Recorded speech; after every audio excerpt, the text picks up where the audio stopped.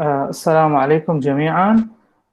يسعدني ويشرفني أن نستضيف اليوم في محاضرتنا ضمن برنامج سلسلة محاضرات الأستاذ الزائر الأستاذ الدكتور عبير حسين من جامعة ليفربول في المملكة المتحدة.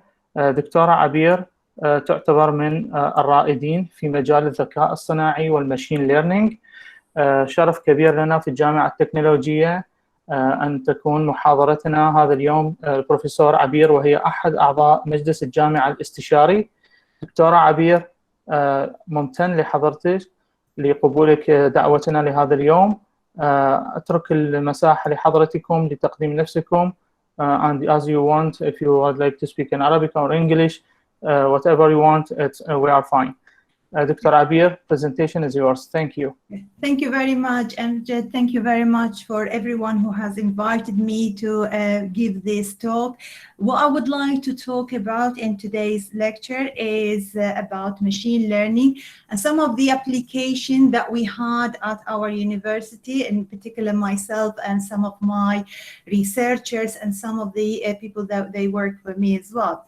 So my name is, as Amjad mentioned, Abir Hussain. I'm professor of machine learning at the School of Computing, Computer Science and Mathematics at Liverpool John Moores University. I graduated from Salford University with the electronic and electrical engineering. Then I moved at the University of Manchester, where I did both my master degree and my PhD degree. And my PhD degree was also related to artificial intelligence and machine learning. And this is where my passion for machine learning comes, and for AI as well. So just to give you an idea what I'm going to talk about, I would like to talk and give an overview of what's an AI, what's machine learning, the data science approaches that we're going to talk about.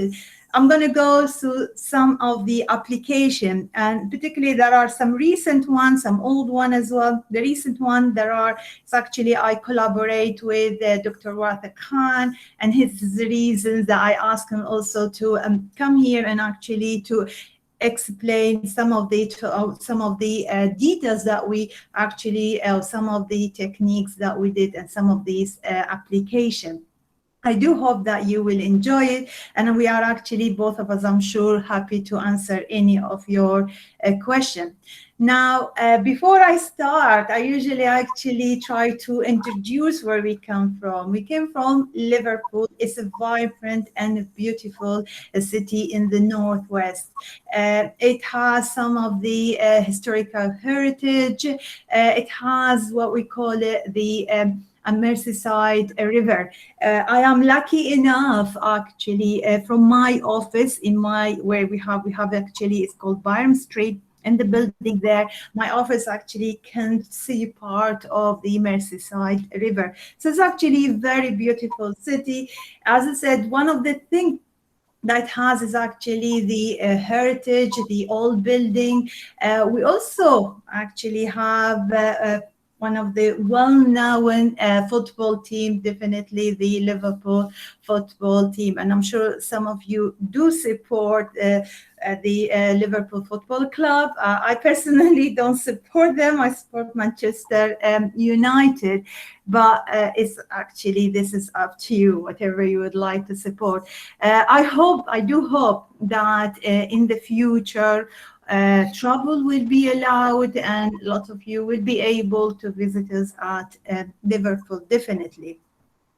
Now, one of the things that I would like to talk about it before starting even talking and defining what's an AI is actually about the Industrial Revolution. And here I would like also to thank Professor Jumaili. I got some of these actually some of the slides from him. So we always try to look at this Industrial Revolution because we need to go back also to the past. So when we're talking about Industrial Revolution, we know that there is the Industry 1.0, there is Industry 2.0, there's also the Industry 3.0, and particularly currently we have what's known as Industry 4.0. So you're talking about in the past, what we have the use of water to generate the energy. Then it comes the Industry 2.0, where you have the mass production in that time. Then you have, when we come actually after that, when we use the computers, start actually, we have the newer type of industry. And then after that, when we start to use the Internet of Things, where we start actually using data, so we try to use sensors and so on, and this is where we have the Industry 4.0. So what we can see here is all this actually industry that we actually know about them. For me, actually, it's the Industry 4.0. This is actually what we have here. As I said, the data that is becoming really important. You have in this case sensors, it's positioned everywhere, and in this case you can actually collect data, analyze that data, use actually the AR, artificial intelligence, to be able to analyze it and be able to make sense out of it. So we're talking about the Internet of Things here and sensors and so on. But if we talk about all that, and this is something that we always try to remember, our past, there is actually a past before it. And lots of people think that there is an Industry 0.0, which comes actually from Baghdad, from Iraq. And it comes from lots of those scholars and those actually genius people. And one of them is what we call, we know him actually, Muhammad ibn Mustafa Al-Kharismi. He is actually a spiritual father of science and technology throughout all the ages.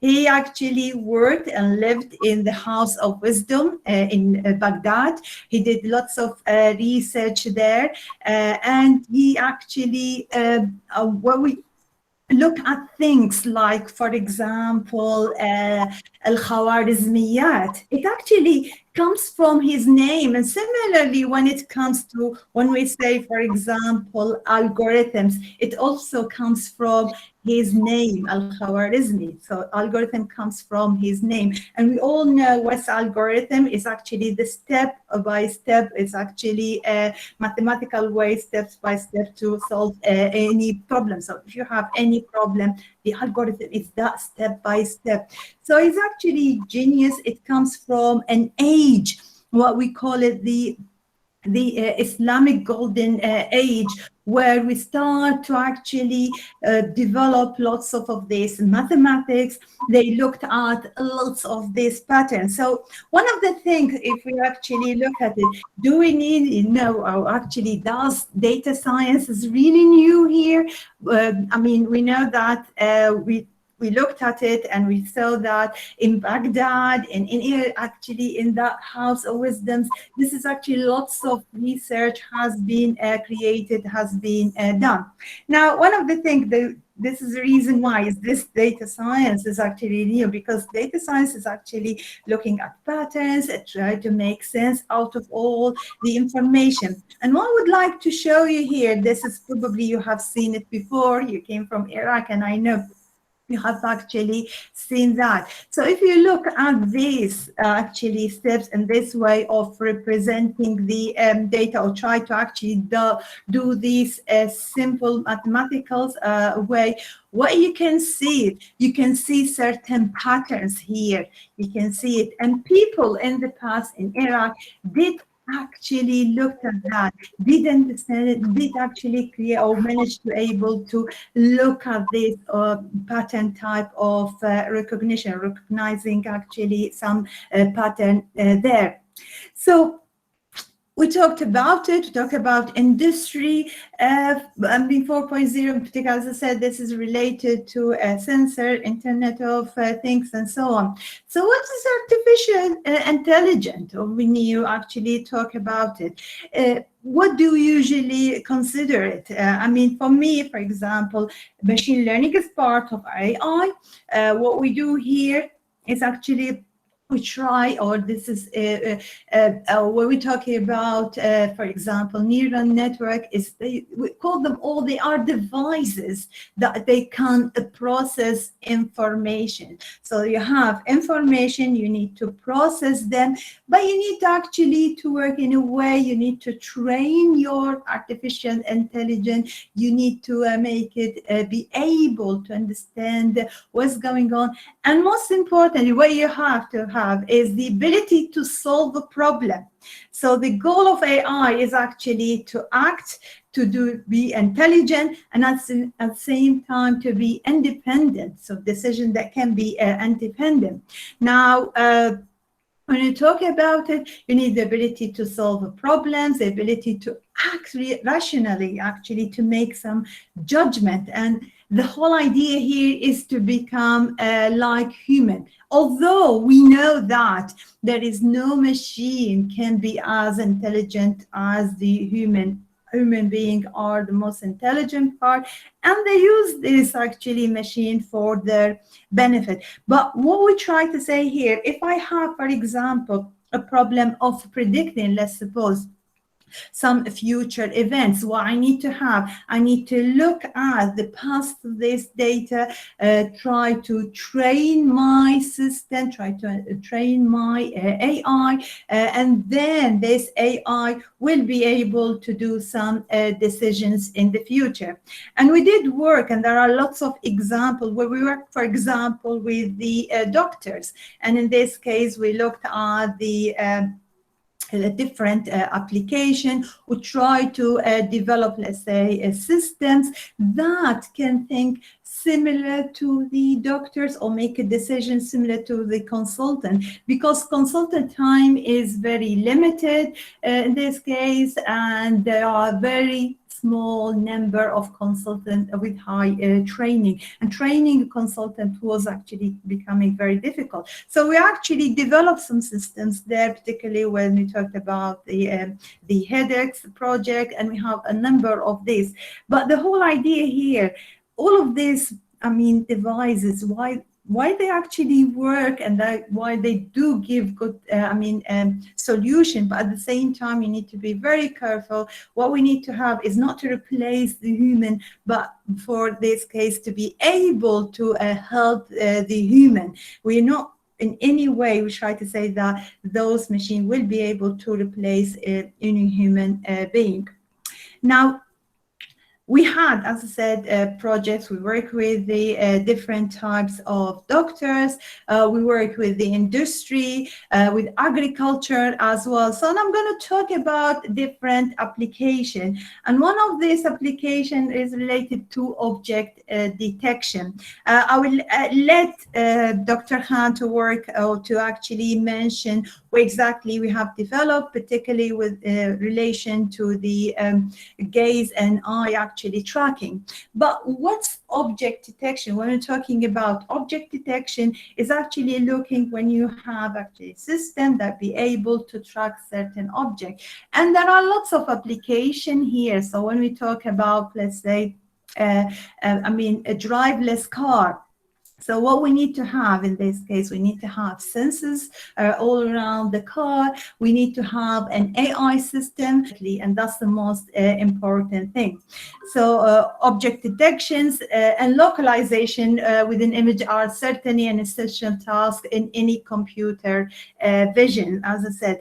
And we did recently work with particularly we looked at iris and people actually the detections, and this has been used in our case. Is actually being used for, in particular, when Dr. Khan will talk. So I leave it with him, because I know that إذا حضر الماء بطل التيمم. He is the one who worked with this actually eye detection, and he had a number of these actually papers that we work through them. So as you can see here, in particular, we have projects with the what we call it, the deceptions in the eye of deceiver, which is a computer vision and machine learning based on automated deception detection, is led by Dr. Watha Khan. And we also have people localization and eye center estimation using machine learning. Again, is actually by Dr. Wathak, and he's going to talk more about these, two projects that we actually work with them. So this is a project that we had, and particularly with Manchester Metropolitan University, which is where Dr. Rathak was actually working there, and he's going to talk more about them. So I will leave that with him, and he's going to talk about the deception detection, particularly because he did really interesting actually experiments where he had, I think, around 50 people and divide them and actually try to give some people to say or to actually talk without any deceptions, and other people to talk and give actually some incorrect information, and use avatar to actually contact the people when they actually give them any instruction or when they talk to them. And the experiment is extremely actually interesting, because in this case use machine learning to be able to detect through the eyes people who are deceptive or non-deceptive.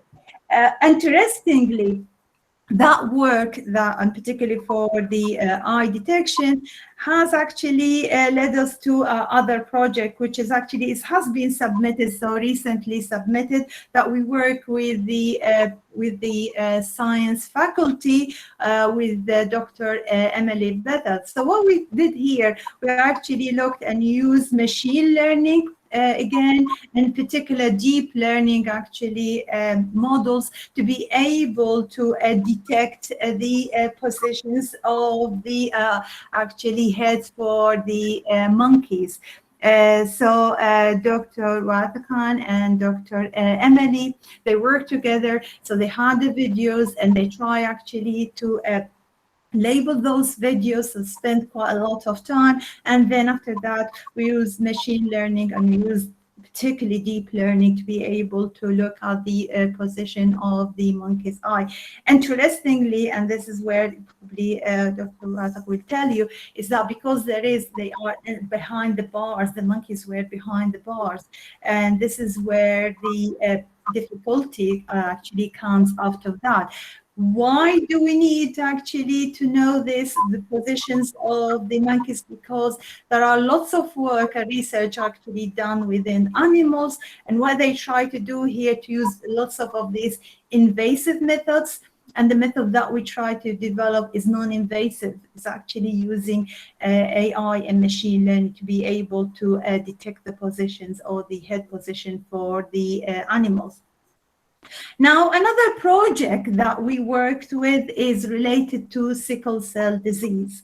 And sickle cell disease is a type of disease that affects most people from Africa, and some people actually from the Middle East as well. It's an inherited type of disease where different, for example, to if you look at the red blood cells, the normal one, as you can see it here, this is a normal blood cell. So it look around. The people with sickle cell disease, they have it like a crescent. Now, the problem with that, if it goes to the artery of any actually artery in the blood, then because it's a crescent, it can't pass, and it actually can cause a huge problem. As I said, this is type of inherited disease.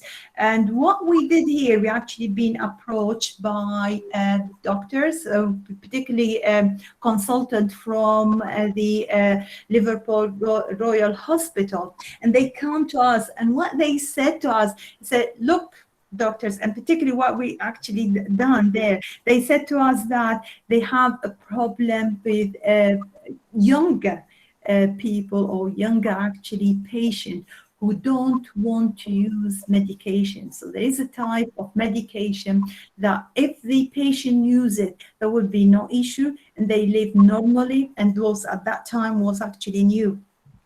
So this is actually a project that we had one of my PhD students from Iraq, Dr. Dr. Khalaf, who actually worked with that. So Muhammad Khalaf, Dr. Muhammad Khalaf worked with that. He's now back in Iraq. He's very active as well. What he did actually, he consulted with the consultant, and we tried to develop in this case a system that will be able to help the consultant to give the right amount of medication for the patient, but at the same time to develop a system to monitor the status of the patient at the same time. So what we wanted to do is a whole system for monitoring patients who suffer from the sickle cell disease. We had to have at that time, because we want to develop. So when we develop it, and that was the proposed system that we had, so people can actually, they can put their details through the mobile. It can go, all these details, it can go to the doctors, that they can monitor the patient. If there is any issue, they can actually directly contact the patient. As I said, part of it was to use AI to be able to or machine learning to be able to detect or find the right amount of medication for the patient.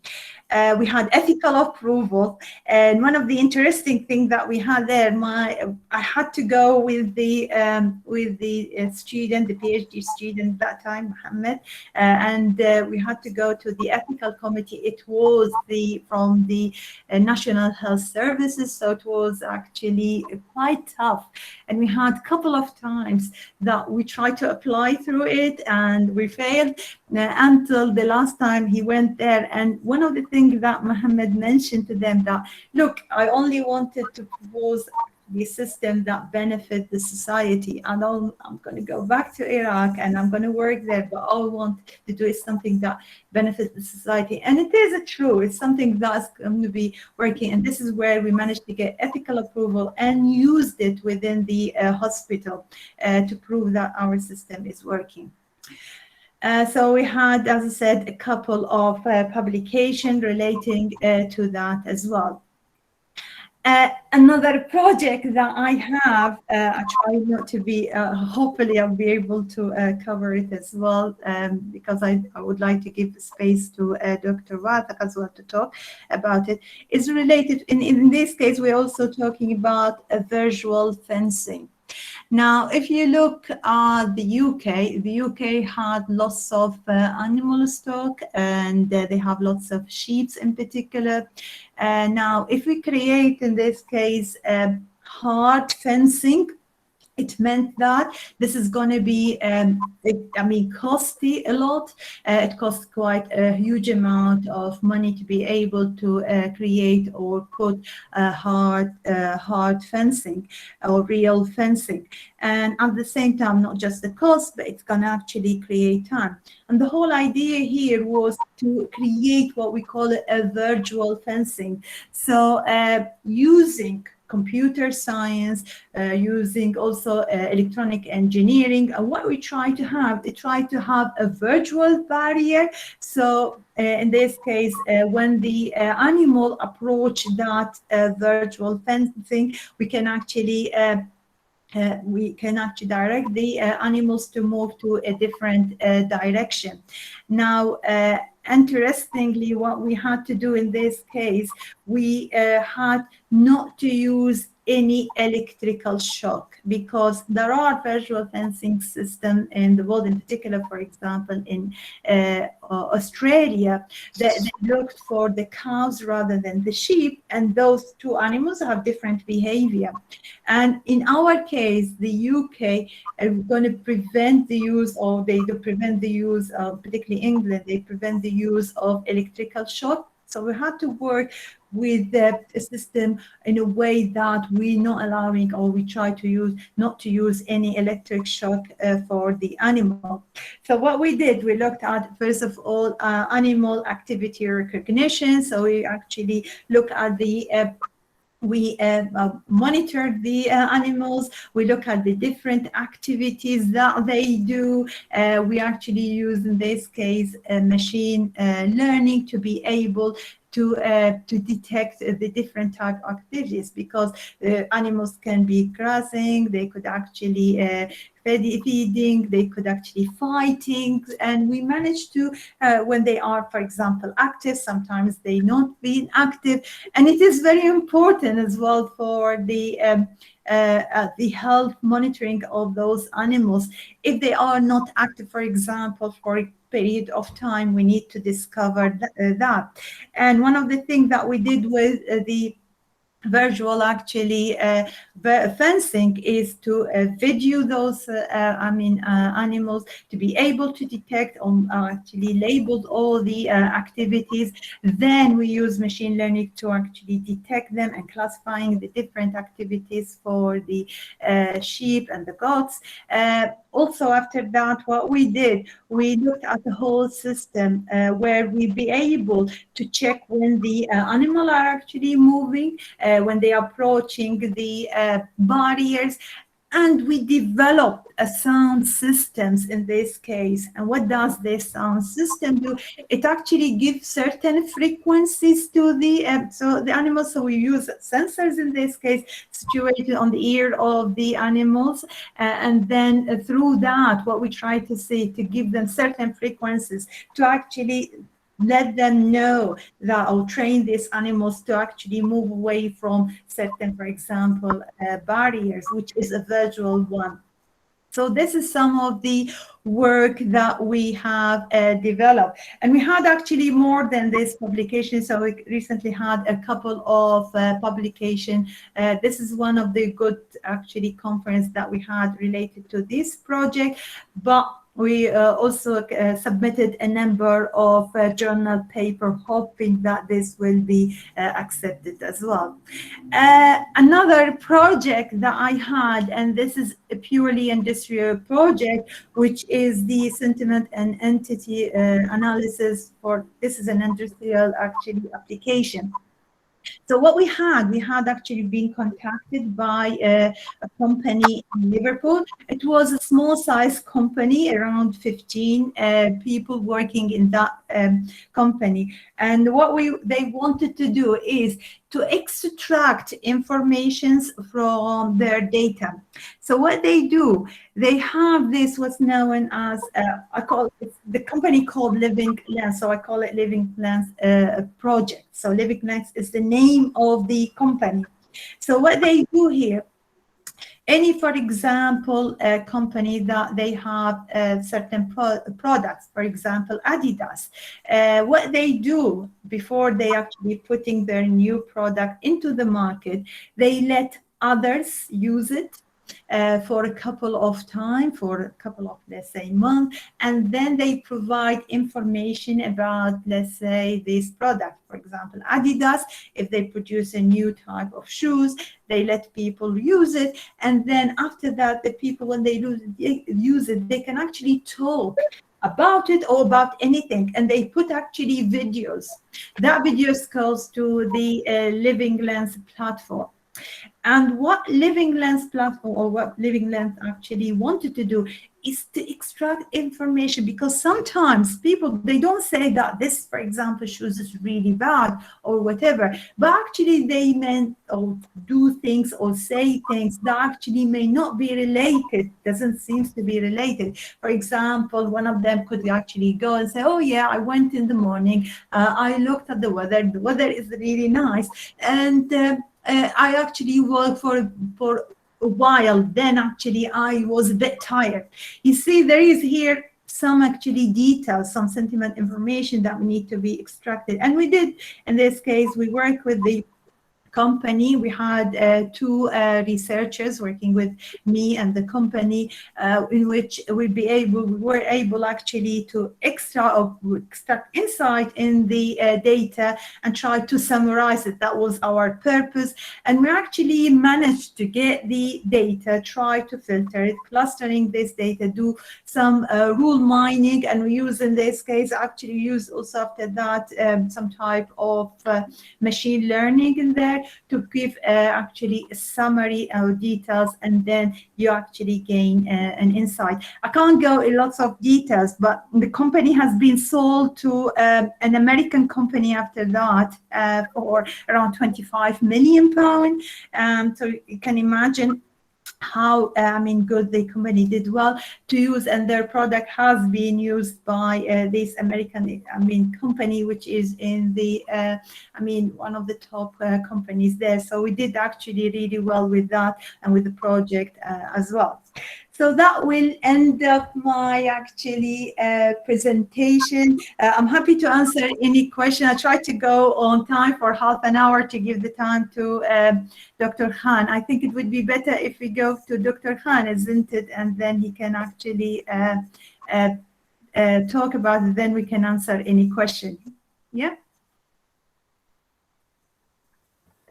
Thank you. Actually, I will keep the question after Dr. Wathiq can complete. Dr. Wathiq, please go ahead. So I'll stop presenting. Yes. Great. I don't know how to share my screen from this. It's easy and it's straightforward. If you can just scroll down to the toolbar down the screen, and there is like an arrow in the box. If you can hit it, so there is like a share screen. Then there is a selection of share entire screen. Click it, and you are ready to go. Activities I can't see. Activities toolbox. So if you just move your pointer on the screen, can you see the toolbar? Okay, got it. I think I got it. Please let me know if you can see my screen. Sure.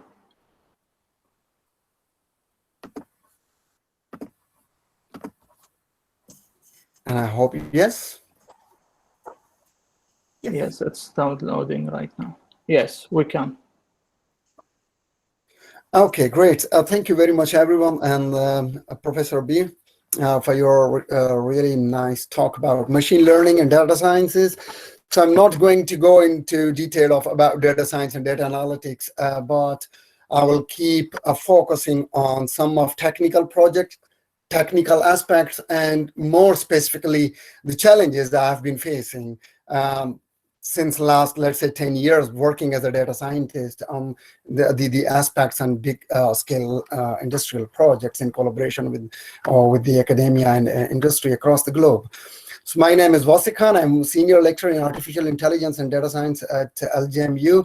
And I'm working very closely with Professor Abir since last 3 years. And prior to that, I've been working at Manchester Metro University and University of Central Lancashire within the UK. I completed my PhD from Bradford University in 2015 in speech analysis and artificial intelligence. I'm going to focus on data science and automation, some interesting facts, and more specifically our research. A lot of recent projects I think Abir have already talked about, and a couple of more I will show you some interesting videos that I'm allowed to because there are some ethical restrictions. And then challenges. Most importantly, what are the challenges I've been facing? And I think I must have share with you this kind of challenges, and that might be helpful for people working in this domain. Demand, automation demand, why? And I think if you notice, this is after the social media, I would say, after 2007 and specifically 2010. And this can be analyzed, or this can be, can be noticed from 1 minute of Google. See, in 2016, I can see 2.7 million videos in 60 seconds being watched over the internet. Just a Google 1 minute. And likewise, the Netflix, 69,000, and so on and so forth. 2019, 4.5 million videos are being viewed. Look the difference. And it is statistically significant difference. Likewise, in all other aspects, see Netflix, 694. So it's about 700,000 instead of 69,000. So it's multiplied with 14 or something. So 10, 15 times multiplied everything. And this is the demand of big data. And of course, when we talk about deep learning, Abir, I've already mentioned about machine learning, conventional machine learning, and then deep learning, and specifically the automation. I think this is the major aspect because things are transformed from different physical domains to now virtual domains most of the time, specifically since the pandemic. Look, everything is transformed now online, and it's going to go further regardless of pandemic and COVID-19 situation. So this is, I think, one of the most demanding and major aspect of the rise in demand of machine learning, deep learning, automation, data science, and big data terminologies. And I hope you will agree with this. Data science, working as a data scientist on various projects, I agree to one of this. I picked up this from a book. Sorry, I should give you the link, but I agree with this cycle that we have a problem in hand, and most of the time it is raw data, unstructured data with a lot of challenges, and we have to clean the data, process the data, and once this is a cyclic process basically, and once we have clean data, we apply model, algorithm, pattern, clusters, whatever the appropriate algorithm is to actually get the data product ready. As a researcher, most of the time, I have to communicate our research outcomes to conferences, to presentation, to technical committees, etc., and journal papers. So this is the whole cycle of the data science. I think it covers most of the aspects apart from like domain expertise or domain knowledge that can be embedded in the expert system. So, but this is the most general sequence in the data science, which I agreed to working as a data scientist on several projects. Research, current research within LGMU, as I said, I'm working very closely with Professor Abir Hussain and other research colleagues within the LGMU. And our technical contribution, we work like our major contribution covers two aspects: application and technical. When we call it technical, it is related to innovative algorithms, introducing different algorithms wherever appropriate. And our algorithms are majorly focusing on artificial intelligence and data analytics. Within the artificial intelligence, we focus on intelligent reasoning, just like fuzzy systems, Bayesian networks. What else? Theory of evidence, for example. So these are the intelligent reasoning we have been applying on different projects. Optimization, pathfindings, for example, is the main work that I have been contributing to in civic drones, and machine learning. And machine learning, again, as we mentioned, deep learning and conventional machine learning as well. Data analytics, image processing, video data analysis, which is one of the interesting topic I think we have been applying in different domains, and speech or natural language processing. I think Abir have already shown you one of the project about natural language processing, and we have already worked on several other. For example, my PhD was in speech processing, so I've already published some good journals and works related to speech processing as well. So these are major two domains: artificial intelligence and data analytics, and this is how we divide our research works into two different domains. Major application themes. There are more themes as well, but mainly we focus on psychological behavior or facial profiling, smart city applications, and healthcare technologies. And we have a lot of projects we've been working on, and we have successfully delivered within these three domains. So psychological profiling, For example, automated deception detection. Are we working with the animal behavior analysis, animal psychological analysis, animal well-being analysis, using their facial features and psychological behaviors? Smart city application, successfully delivered flight guardian system, virtual fencing. Abir have already discussed this. Crime suspect identification, one of the ongoing project within our research group.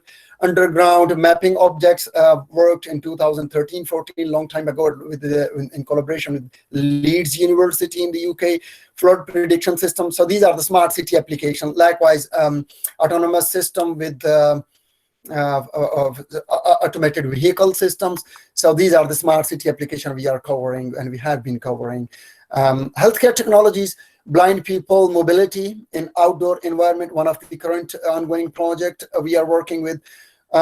Pre-manifest Huntington disease detection. This is one of the paper which is accepted last week, and we are working on further with the collaboration with healthcare, NHS in the UK.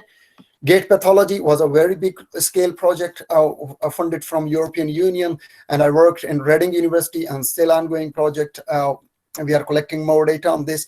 COVID-19, we published something, but very interestingly, we are currently collecting more data on vaccination. And we have just prepared a paper to be submitted next week regarding vaccination and diversity in terms of social demographics. So this kind of healthcare technologies and healthcare aspects we are working. So in summary, we divide our work in terms of technical contribution and application within these three major domains. And then this is what I'm expecting you to ask question about, right? Some of video simulation I'm going to show you. We started with the gaze tracking. For example, Abir already talked about pupil localization. So facial profiling most of the time is focusing eyes. And then, of course, within the eyes, we have to localize the iris. And within the iris, the focal point is pupil. So here I want to show you something. Real-time tracking of pupil. And these are some existing algorithms. You can find out Python libraries available already. So it's not our created algorithm. We did not create this algorithm. I'm just picking up some libraries to show you that this kind of works are available. And these strong libraries are available about facial profiling and facial landmarks. However, there are really, really big flaws with this kind of existing works, which we identified. And we came up with different approaches using cascade of within the eyes. And this paper, Abir, I think, mentioned about pupil localization and eye center estimation using machine learning and computer vision. And we published this paper, and we applied this approach of pupil localization. Is a hybrid approach using computer vision and some sort of deep learning landmark existing libraries. And we are still working on further to make it more reliable. However, the accuracy of this was, if you see the images, we tested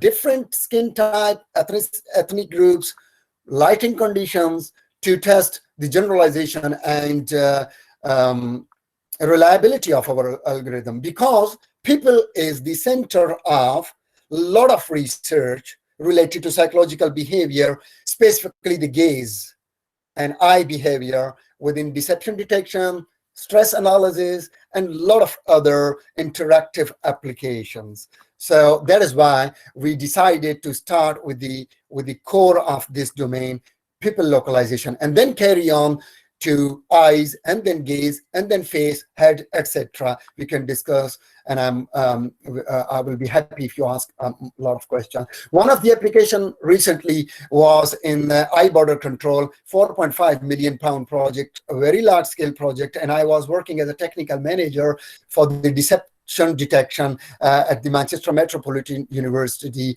while working with lot of European security organizations across the 38 countries, and we successfully delivered this project. And we published a lot of publication, mainly deception in the eyes of deceiver, with the expert system with the application Elsevier journal in a couple of months ago.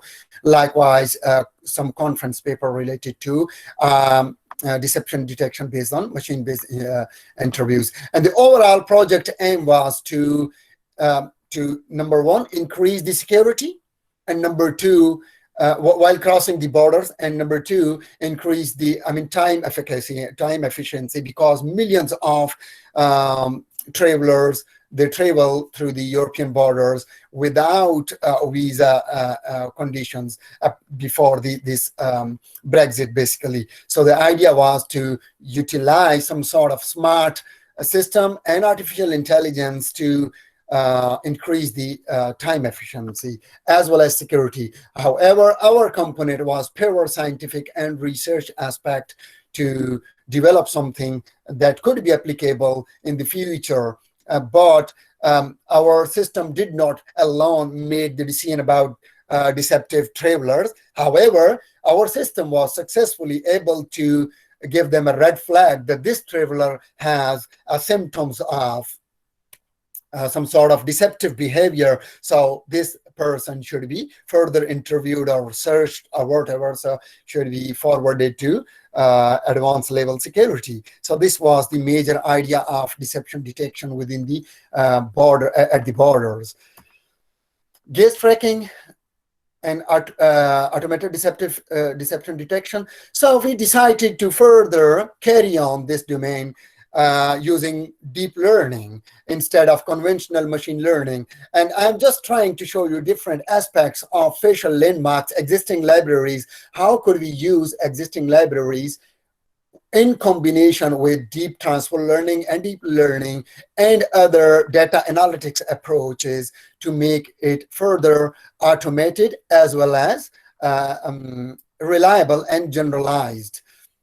Another project, because Abir talked about a lot of industries, I want to show you something which we have successfully delivered with the collaboration of McLaren Technology Center and University of Central Lancashire. And that system was Flight Guardian system, where our objective was to use a simple camera on the cockpit. So analyzing video data of the aircraft cockpit to give some sort of pilot assistance. Now, you should ask this question, why do we need this? Because over 70% of the aircraft, specifically think about my country in Pakistan, they don't have most of the avionics system and aerospace system does not have installed modern avionics system. So we can, the idea of this project was to use video camera to analyze the cockpit and give some sort of decision about the future, about the hazardous situation that might be helpful for the pilot and more specifically for the trainee pilot. So I want to show you some one-minute video where we successfully applied this kind of video data analysis using machine learning and image processing to detect different kind of hazards. So for example, here in a situation, if pilot tries to take off with abnormal airspeed or engine speed, so our Flight Guardian system should give a warning that if you are flying with that much airspeed, think about car speed, because in avionics systems, these digital devices are different, working differently. But if these are not normal, then during the takeoff, then system should provide real-time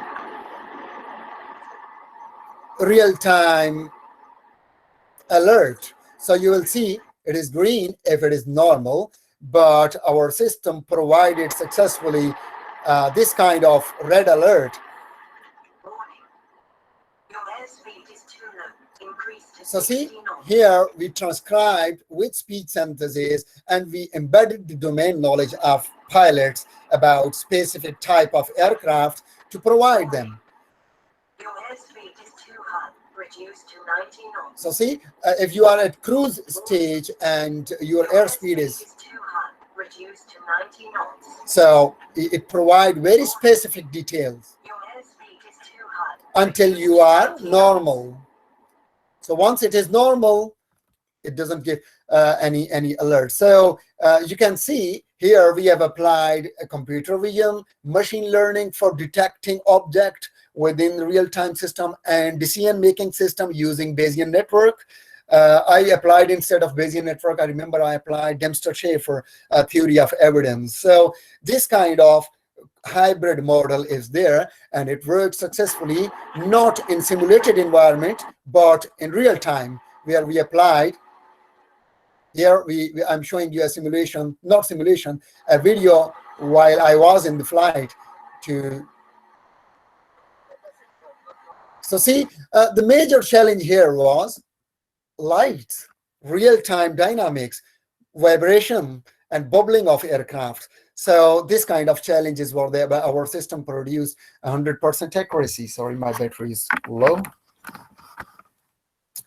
Thanks, I noticed. Another project was a research project I worked at Reading University, and that was about gait pathology, and to detect and identify if a person is walking abnormally. So which exactly phase, is it swing or stance? And if it is swing or stance, where exactly within the swing or stance? And then provide some sort of exact indication of measure how much degree of deviation is the abnormality in the gait. So this kind of gait information system we have generated and worked in collaboration with a lot of industry and other universities, and we produce a lot of publication in this domain as well. So this is covering healthcare technologies. Finally, this is my last slide, and I think this is the heart of my experience while working as a data scientist. And while talking about this, I will cover the whole cycle, and that is why I showed you the whole cycle from data capturing till decision making and reporting the findings. And I think major challenges which we faced at LJMU and during these projects, and we discuss a lot, myself and Abir discuss a lot, all of these aspects. Data ethics, one of the major challenge we are facing is ethical procedure. And after this 2018 GDPR within the Europe and UK, it became more challenging to collect more data, and specifically when humans are involved, and more specifically when video data is involved. And now it is dead difficult to capture more data. And I think that is why I decided to collaborate and back home, like in Pakistan and in Arab countries, I think comparatively easy to collect more data as compared to UK and Europe and USA. However, still is a big challenge to publish, to collect the data. Apart from time, apart from resources, the data ethics, we believe, is a major challenge for the data scientist and researcher nowadays, working within this domain of data science and machine learning or deep learning. Model. Selection of appropriate model, working on several projects with diverse data types: speech, unstructured data, natural language processing, textual data, social media data, videos, images. See, a lot of data types I've been working and successfully delivered and been publishing. But as a reviewer of journal, I noticed that most of the time, researchers, specifically research fellows, they make a mistake while picking up appropriate model. And I think this is a big challenge for the new researcher as well, when to decide, pick up which model, which algorithm for which data. So appropriateness of model. Likewise, for example, recognition versus detection, which should we select in deep learning? Classification or detection in the objects. Likewise, when you're dealing with the unstructured data, it is not easy to pick up appropriate model for most of the researchers. And this is a big challenge for I think, open challenge for artificial intelligence community, transparency, and what if required. For example, when I was publishing this journal about deception detection, people from European borders, and specifically the European media, they were behind me and they were asking me, how did you make the decision about somebody is lying? Now, luckily, I was using conventional machine learning and image processing. But what if you are applying deep learning? Deep learning gonna use input as a data and give you output as a decision or features. But those features are not describable by human easily. So we cannot say, for example, that within my face, my left eye is closed or open or blinked from the deep learning outcomes. So that is a major challenge for the professionals, specifically the security organization or application involving security. Or think about healthcare, for example, doctors. They would like to make decision. If we are making decision based on deep learning, why we are diagnosing somebody with a TB based on some X-rays. So doctors or clinical experts were curious about how did machine made the decision. And I think this is an open challenge for artificial intelligence community. And this was in debate, I think, in the parliament as well in the UK in 2018. And they came up with something. I don't know. I should give you the link of that report, but there is it is online, publicly available, where there is a paragraph about transparency of AI. So this is another challenge that I face sometime while psychologists, for example, they gave me hard time in making decision about the deception, because psychological people think differently, not like machine experts. Generalization. This is another big challenge. And I noticed that researchers miss sometime while reporting their outcomes. See, outcomes when we working in simulated environment, for example, here in this video, you can see the first part of the video is simulation. See here, I am working just simulator, and my accuracy will be 100%. Why? Because there is no lighting emulation. There is no bubbling in the aircraft. My table is stand still. So generated result in a simulated environment is always accurate, reliable, and easy as compared to something like in real environment where you can see things are different. Aircraft was bubbling, light is there, and I went more than 5 times to aircraft because of this real-time dynamics, which I never knew about it. So I think this is a major challenge which we have been facing during all of these projects. Simulated versus the real-time dynamics and generating result. Biasness in model, we noticed a lot of the time, but more specifically in the validation is a common mistake in, within the data science community and researchers about the biasness when they're validating, specifically the video data that Abir mentioned you earlier, that we validated our, for example, this monkey research or our deception research. This kind of, I'm happy to give you a detailed answer about this, but specifically image processing and video data analysis, not image processing, sorry, video data analysis using deep learning, researchers make a common mistake. I would call it generally subjective studies, where they are using machine learning per subject. They make a big mistake on validation, and you will notice, if you keep this thing in mind, you will notice there are a lot of public research available with this kind of mistakes, where researchers don't discuss the validation, and they just randomly sample 30% or 70% training, 30% testing data, which is not appropriate in most of the video data analysis and subjective studies. So this is a common mistake which we notice, and we run our experiment using leave pair out or leave K out strategies in this kind of researches. Finally, resources. deep learning is there, but we all know that most of the deep learning experiments are conducted using GPUs, and they require time, and they require a lot of resources, which is not at the moment in the industry available in this kind of technology like mobile. So we cannot carry a lot of GPUs, I mean high spec, or we even, if we think that we can use online resources, still the question is, do we have that kind of network streaming? I faced this problem during the eye border control, and then we changed the entire proposal, because initial proposal was to work on real-time deception detection, but then I came up with a solution of, we call it near real-time, and they have to wait per question at least. So while user being asked, what is your name? So while he was responding, while he was being asked next question, what is your ethnicity?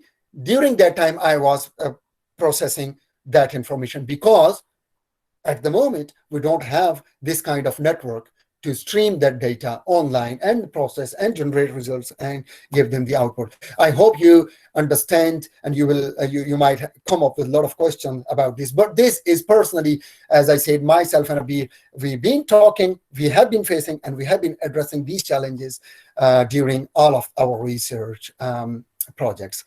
And that's it. Any question? I would be happy, and I think myself and Abir all together would respond to your questions. Yeah, we are happy to answer any of your questions. Thank you, Dr. Wathiq. Thank you, Dr. Prof. Abir. I would like to say thank you for sharing these great projects and the informative lecture. I will use my power as I am running the session. I will start first. I have some comments. I am not an expert in this field, but I have curiosity to start asking about, have you tested something like, if I am pretend I am 007, I try to deception you and put some lenses in my eyes. Do you think this kind of tests have been running? Shall I respond? Yes, it's yours. This is yours. Yes, it is there, and people been asking whether they are using lenses or not, or this kind of. One of my research article was focusing about the glasses, right? And people are wearing glasses, and I noticed hell of the difference between deception. And this is why I called biasness by the model. Yes, model are biased toward the detection. However, now it depends upon the approach. If thinking psychological theories, we are not focusing only eyes. We are focusing 38-dimensional micro features, head, face, up, down.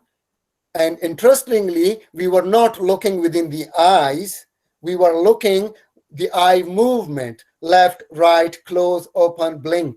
So it doesn't matter if you are wearing lenses or not, because your movements are important based on psychological studies, based on professional, criminal professional. However, there are a lot of contradiction as well about within the psychological experts. A lot of psychological experts think that eyes are not important. However, is a contradiction. But I hope I've answered your question. We are talking about, and we are analyzing movement, not the features within the eyes. So I am curious about the percentage. It's like about 90, 95. Okay, it again depends upon the application. We achieved around 80%. But I always say to even the journalists, while they've been asking, because they're publishing, and this become a big issue in the community. Detection, the accuracy depends upon the data and within the context. We were using 60 participants asking very specific question within the context of border crossing. So the question, it depends upon the data, depends upon the question, and how big our data is. And it doesn't mean that our system will work for social studies or criminal court proceedings or police investigation. No, it will be work only within that environment and within for those questions. This is really important to understand. For that context, we achieved over 80%. Okay. Okay, I also have a very quick question. It's not a question, sorry, it's comments about the virtual fencing. Have you started to think about the inversely movement if like wild animals start to enter the field and try to attack these animals, like instead of just keeping this animal away from the dangerous? Yes, this is actually one of the problems that we actually had. So with the virtual fencing is not actually, 100% proof from predators to come into the, to the area. So yes, it's one of the problems that virtual fencing is actually having it. But if you look at, particularly if you come to the UK and look at the fences that we have here, the real fences is not that high. So in most of the cases that animals who are kept to actually work in the fields, they still can actually get predated by other animals.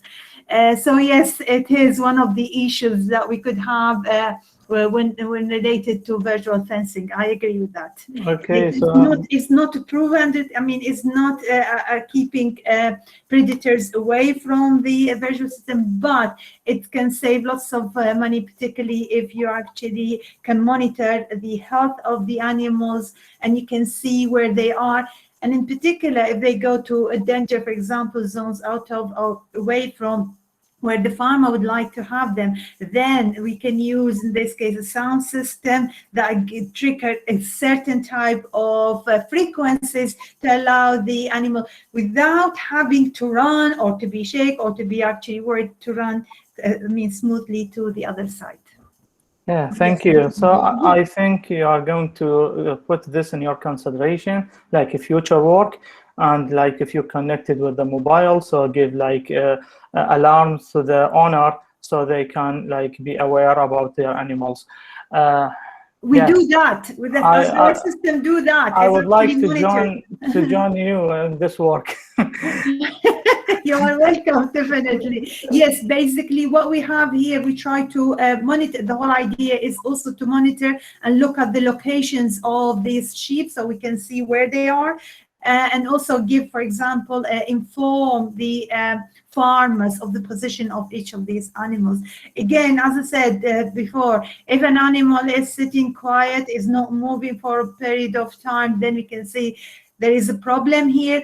Also, if it's grassing, is actually eating and feeding, and then from a certain area within the, the farm, that could actually also horribly infect the area. So we need actually to give also sound to them to move them away and go to a different location. Yes, we do that as well.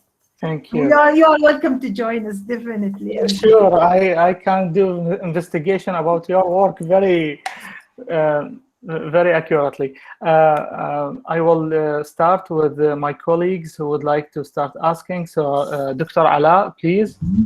Yeah, thank you, Dr. Amjad. Thank you, Dr. Abir, and thank you, Dr. Khan, for the amazing presentation. Actually, you have done very good work, and yesterday I have gone through your Google Scholar account and Scopus account. I have and found amazing publication have done by you both.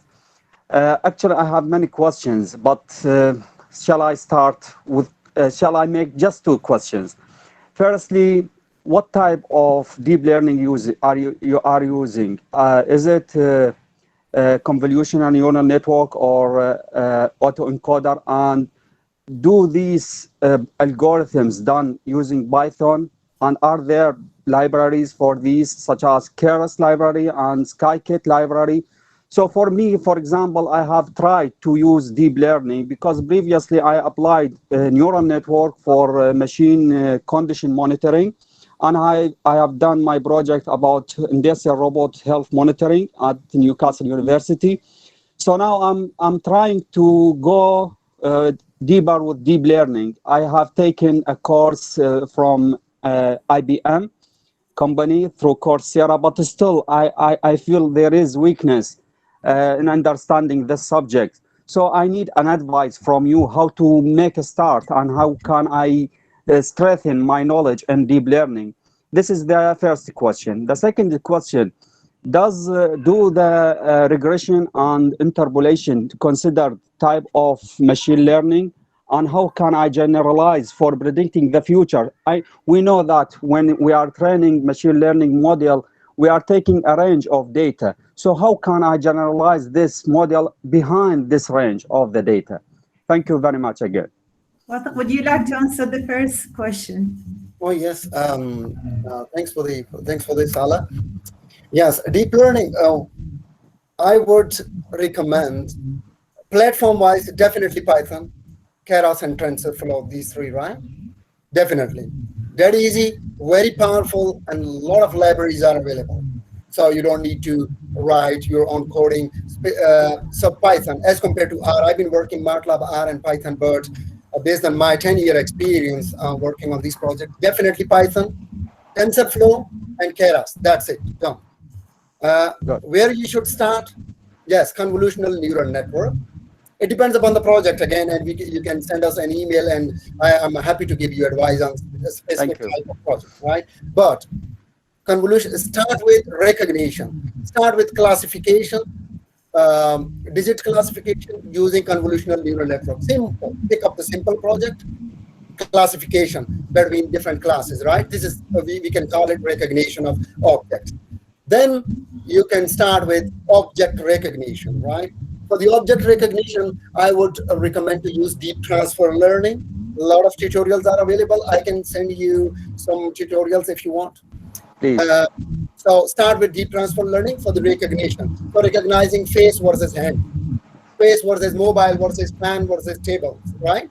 So, and then once you have done this, the final step is object detection. So object detection is when you are detecting multiple objects within one image.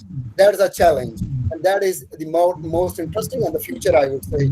So a lot of libraries available, trained model available. I forgot the names, but I think most commonly used YOLO, different variants. I think RCNN, these two. Yeah. My recurrent neural network. Yeah. Exactly. So these as well, you can use them.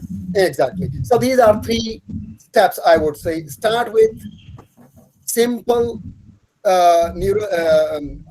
convolutional neural network, then object recognition, and then object detection. So these are three phases I would recommend you. For the second question, Abir. For the second question, if you try to do some predictions, I did work with, for example, financial time series predictions, and it doesn't work, for example, particularly when you're talking about financial time series, to actually put them immediately, for example, use the financial time series, try to put it in the range between, let's say, 0 and 1. And when we work with conventional, for example, machine learning, it doesn't actually give you good results. So what you need to look at the properties of the data, what exactly you're going to put as an input in this case, look at some features in there to actually use it rather than trying to use the signal, because you're looking at estimations in terms of prediction type. So you need, particularly when you're talking financial time series or any other type of series, is actually non-stationary, sometimes non-linear as well. So trying to use them as they are, previous values as they are, try to predict the values there, it doesn't work. For example, if you're talking about, let's say, non-stationary data, it would be better actually to transfer that into stationary and then work through them and actually try to do predictions.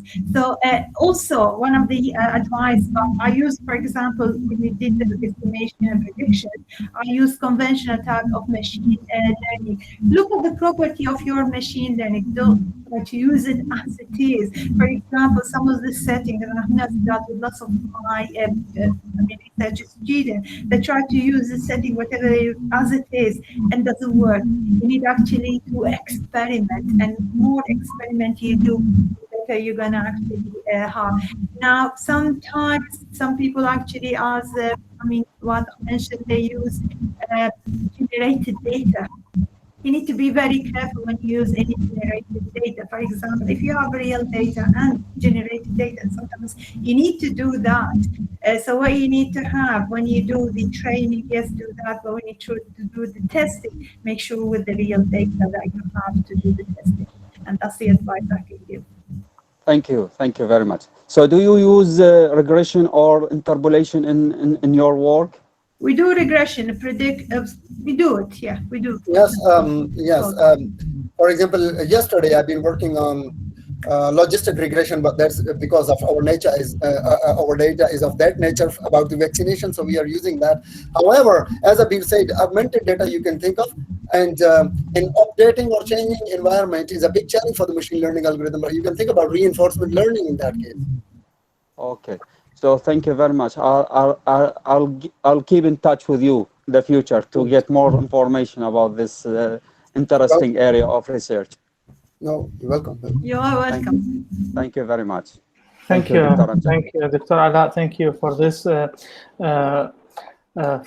question. Yes, دكتور علياء تفضلي. شكرا دكتور أمجد. السلام عليكم. وعليكم السلام. شكرا دكتور عبير، شكرا دكتور واثق على المحاضرة القيمة. طبعا أنا مسك قسم علوم الحاسب بالجامعة التكنولوجية، كوني رئيس قسم علوم الحاسب بالجامعة التكنولوجية. عندنا عدد كبير من الباحثين وطلبة الدراسات العليا اللي يشتغلون بهذا المجال، مجال الذكاء الاصطناعي، كونه أكو عندنا برانش خاص بالذكاء الاصطناعي. دكتورة عبير هي متعاونة يعني ويانا، يعني حضرتك عضو باللجنة العلمية للمؤتمر قسمنا، المؤتمر الدولي اللي سيقام في مسقط إن شاء الله في أغسطس. إن شاء الله تسلمين. الله يحفظك. دكتورة يعني إحنا اللي نتمناه من حضرتك يعني نوسع قاعدة التعاون ويا حضرتك من خلال المشاركة بالإشراف على طلبة الدراسات العليا إذا ما عندك مانع. I actually do that, and this is not an issue. I'm really happy to be part of any of your PhD and students to be and helping them. I'm absolutely happy, and I've done that in the past. So this is not a person, definitely. شكرا.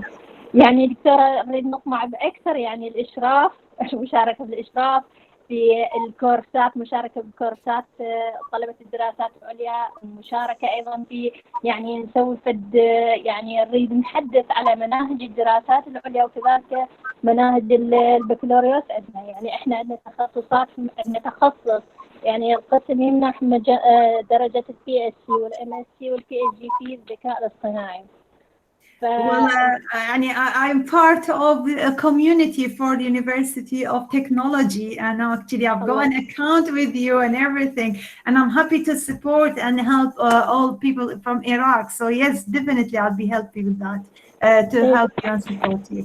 فاعتبر هذا اتفاق ان شاء الله نتواصل بهذه الامور وهذه يعني المجالات، ان شاء الله يكون لك دور وبصمه في يعني دعم المسيره العلميه للقسم والجامعه التكنولوجيه في مجال الذكاء الاصطناعي.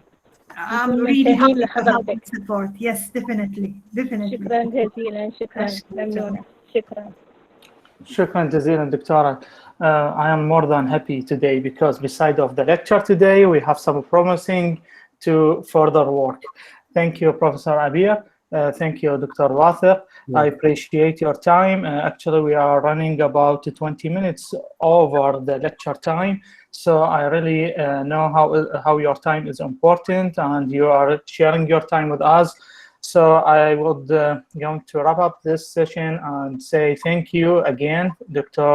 Wathiq. Thanks, Prof. Abir, and I hope we can do further works with this. Some promises we have it right now from Dr. Abir. Appreciate all the attendance today and شكرا لكم جميعا للانضمام إلينا في محاضرتنا هذا اليوم. يشرفني حضوركم وإن شاء الله نلتقي في محاضرات قادمة. في الختام السلام عليكم ورحمة الله وبركاته. مع السلامة وأشكركم أنا أشكر جميع الحضور. شكرا جزيلا. Thank you very much. شكرا. شكرا جزيلا.